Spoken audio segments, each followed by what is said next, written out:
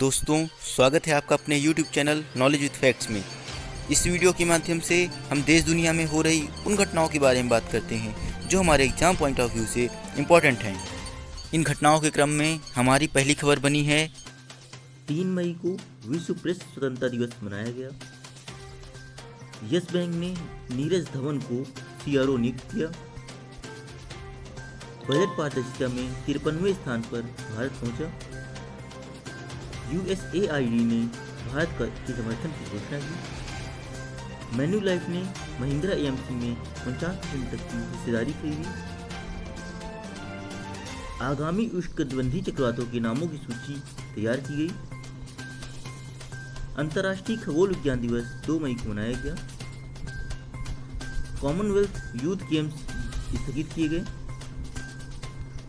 NTPC के निदेशन परिचालन रमेश बाबू बनाए गए। कश्मीर के केसर को जीआई टैग मिला। मेरकॉम इंडिया रिसर्च ने जारी की एक डेटा रिपोर्ट। छत्तीसगढ़ सूची में सबसे ऊपर रहा। एनआईपी टास्क फोर्स ने प्रस्तुत की अपनी अंतिम रिपोर्ट। जल शक्ति मंत्रालय के तहत CWMA लाया गया। त्रिपुरा सरकार ने एक डेस्क की लॉन्च की। महाराष्ट्र के कौरवशाली अतीत पर एक नई पुस्तक का अनावरण किया गया। लेखक और स्तंभकार आरवी स्मिथ जी का निधन हो गया। आईसीसी टेस्ट रैंकिंग में भारत तीसरे स्थान पर खिसका। भारतीय मूल की लड़की ने दिया मंगल हेलीकॉप्टर को नाम। सीसीआई ने दी अधिग्रहण को मंजूरी। दोस्तों, इन खबरों को विस्तार से जानने के लिए हमारे साथ वीडियो के अंत तक जुड़े रहें और वीडियो को लाइक करना और चैनल को सब्सक्राइब करना ना भूलें। 3 मई को विश्व प्रेस स्वतंत्रता दिवस मनाया गया। विश्व प्रेस स्वतंत्रता दिवस, जिसे विश्व प्रेस दिवस के रूप में भी जाना जाता है, प्रतिवर्ष 3 मई को मनाया जाता है। यह दिवस प्रेस की स्वतंत्रता के महत्व के बारे में जागरूकता बढ़ाने के लिए मनाया जाता है। यह प्रेस स्वतंत्रता और पेशेवर नैतिकता के मुद्दों के बारे में मीडिया पेशेवरों के बीच एक प्रतिबिंब है। विश्व प्रेस स्वतंत्रता दिवस 2020 की theme journalism without fear and fair है। यस बैंक ने नीरज धवन को सीआरओ नियुक्त किया। यस बैंक ने नीरज धवन को तत्काल प्रभाव से अपने मुख्य जोखिम अधिकारी नियुक्त किया है। उन्हें 3 वर्ष की अवधि के लिए चुना गया है। उन्होंने वर्तमान मुख्य जोखिम अधिकारी आशीष अग्रवाल के स्थान पर 2 मई 2020 को पदभार ग्रहण किया, जो एक नई भूमिका में परिवर्तन होंगे। इससे पहले धवन यस बैंक में खुदरा और व्यापार बैंकिंग के लिए मुख्य जोखिम अधिकारी पर पद संभाल रहे थे। बजट पारदर्शिता में भारत 53वें स्थान पर पहुंचा। ओपन बजट सर्वेक्षण के अनुसार भारत को बजट पारदर्शिता और जवाबदेही के मामलों में 117 देशों में 53वें स्थान पर रखा गया। इंटरनेशनल बजट पार्टनरशिप यानी IBP द्वारा जारी किए गए सर्वेक्षण ने भारत की केंद्रीय बजट प्रक्रिया को 100 में से 49 का पारदर्शी स्कोर प्रदान किया, जो कि वैश्विक औसत 45 से अधिक है। न्यूजीलैंड के 87 के स्कोर के साथ चार्ट में सबसे ऊपर है। यूएसएआईडी ने की भारत के समर्थन की घोषणा। अमेरिका कोविड-19 के प्रसार को कम करने के लिए अपनी सहायता एजेंसी यूएसएआईडी यानी United states agency for international development के माध्यम से भारत को अतिरिक्त $3 मिलियन प्रदान करेगा। यूएसएआईडी ने इन फंडों को partnership for affordable health care access and longevity यानी पहल परियोजना को प्रदान कर रहा है। यूएसएआईडी ने महामारी के खिलाफ लड़ाई में भारत की सहायता के लिए $5.9 मिलियन प्रदान किए हैं। मैन्युलाइफ ने महिंद्रा एएमसी में 49% तक की हिस्सेदारी खरीदी।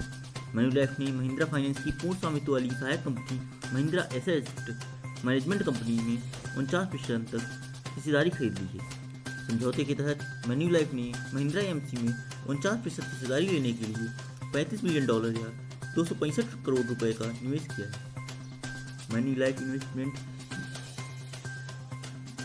मैनेजमेंट सिंगापुर प्राइवेट लिमिटेड ने संयुक्त उद्यम में 49% तक हिस्सेदारी खरीद दी है, जहां महिंद्रा फाइनेंस अब शेष 51% का मालिक होगा। आगामी उष्णकटिबंधीय चक्रवातों के नामों की सूची तैयार की गई। भारतीय मौसम विज्ञान विभाग IMD ने 169 चक्रवातों के नामों की नई सूची जारी की। इस सूची को अप्रैल 2019 में विश्व मौसम विभाग यानी कि WMO पैनल द्वारा अपनाया गया था और इसका उपयोग आम्फन के नाम पर उत्तरी भारतीय महासागर में बनने वाले उष्णकटिबंधीय चक्रवातों के नाम के लिए किया गया जाएगा। उत्तर हिंद महासागर में अरब सागर और बंगाल की खाड़ी शामिल है।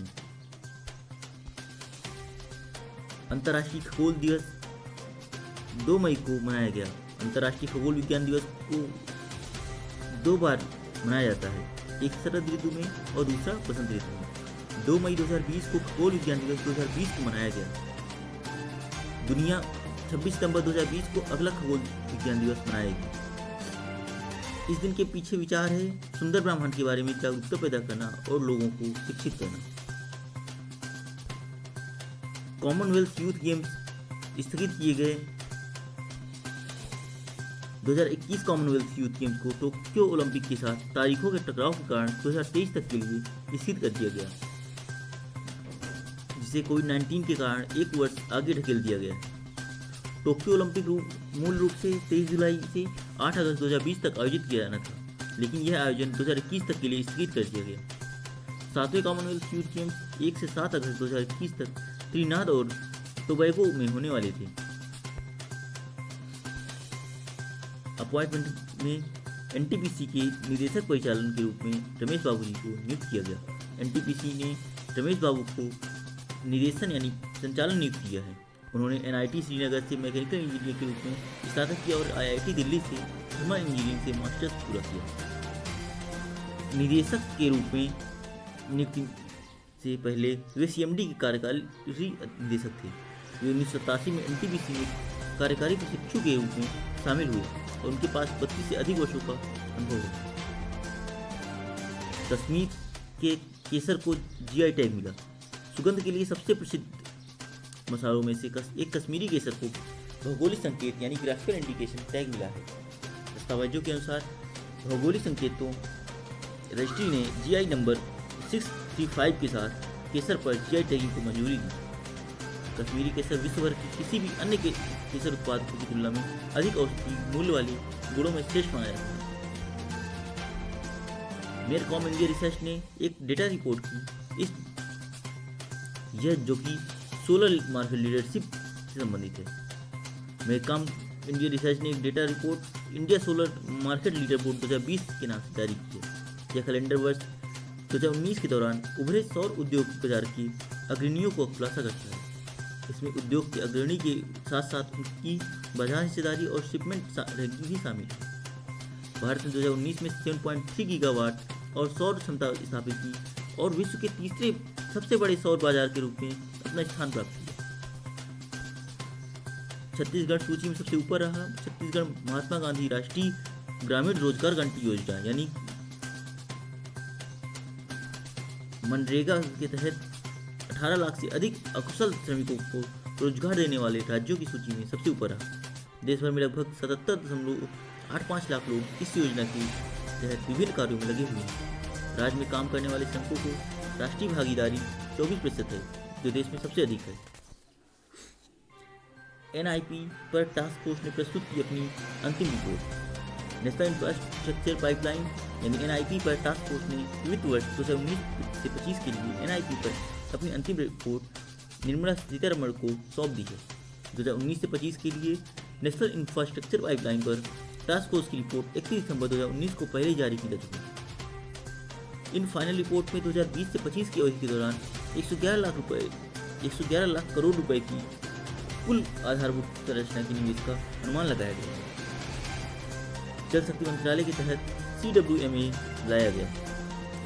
केंद्र ने कावेरी जल प्रबंधन प्राधिकरण को जल शक्ति मंत्रालय के तहत लाया है। 2018 में केंद्र ने तमिलनाडु, कर्नाटक, केरल और पुडुचेरी के बीच नदी के बीच बंटवारे की विवाद को संबोधित करने के लिए CWMA का गठन किया। अन्य नदियों के जल प्रबंधन प्राधिकरणों को भी जल शक्ति मंत्रालय के अधीन लाया गया है। त्रिपुरा सरकार ने एक डेस्क लॉन्च की। त्रिपुरा सरकार ने एग्रो एंटरप्रेन्योर फैसिलिटेशन डेस्क शुरू की है। यह राज्य के उद्यमियों को केंद्र सरकार की वित्त पोषण एजेंसियों से सब्सिडी और प्रोत्साहन प्रदान करने में मदद करेगा। बागवानी और मृदा संरक्षण निदेशालय में डेस्क की स्थापना की जाएगी और इसमें 24 लाख रुपए का वार्षिक व्यय होगा। महाराष्ट्र के गौरवशाली अतीत पर एक पुस्तक का अनावरण किया गया। एक नई पुस्तक महाराष्ट्र के इतिहास और विकास पर एक समृद्ध अतीत से आधुनिक समय तक का विवरण करेगी और देश की संस्कृति और विचार की चित्रेवनिका में उसकी मिसाल योगदान को सूचीबद्ध करने करेगी। Shivaji in South Block the unwritten history of a proud people नामक पुस्तक पत्रकार गिरीश कुबेर द्वारा लिखी गई। तो पुस्तक का नाम एक बार फिर देख लीजिए, Shivaji in South Block, Shivaji in South Block the unwritten history of a proud people.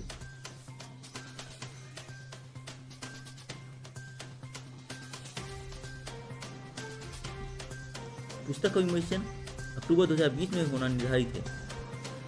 लेखक और स्तंभकार आरवी स्मिथ जी का निधन हो गया। दिल्ली पर अपने लेखन के लिए प्रसिद्ध प्रख्यात लेखक और स्तंभकार रोनाल्ड विविन स्मिथ का अप्रैल 2020 में निधन हो गया। वे दिल्ली पर लिखी गई कई पुस्तकों के लेखक थे, जिनमें से the Delhi that no one knows best seller थी। स्मिथ ने कविता और रोमांटिक उपन्यास भी लिखे, जैसे Jasmine Nights and the Taj. उन्होंने प्रेस ट्रस्ट ऑफ इंडिया और द स्टेट्समैन के साथ महत्वपूर्ण समय के लिए काम किया। आईसीसी टेस्ट रैंकिंग में भारत तीसरे पायदान पर पहुंचा। भारत आईसीसी टेस्ट रैंकिंग में शीर्ष स्थान के साथ ऑस्ट्रेलिया से हार गया। उसके 2016-17 के रिकॉर्डों को नियमों के अनुसार वार्षिक अद्यतन से हटाए जाने के कारण भारत तीसरे स्थान पर खसक गया। भारत ने अक्टूबर 2016 के बाद पहली बार टेस्ट रैंकिंग में शीर्ष स्थान खोया है, लेकिन आईसीसी विश्व टेस्ट चैंपियनशिप का नेतृत्व करना जारी रखा। ऑस्ट्रेलिया की अब 116 अंक है और इसके बाद न्यूजीलैंड 115 और भारत 114।